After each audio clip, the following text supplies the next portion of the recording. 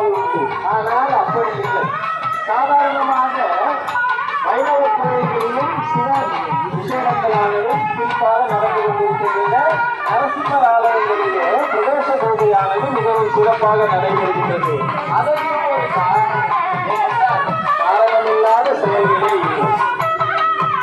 எம்பெருமான் அந்த அசுரனை வதம் செய்யும் போது அந்த நேரமானது மாலை 5 மணியிலிருந்து 6 மணி வரை.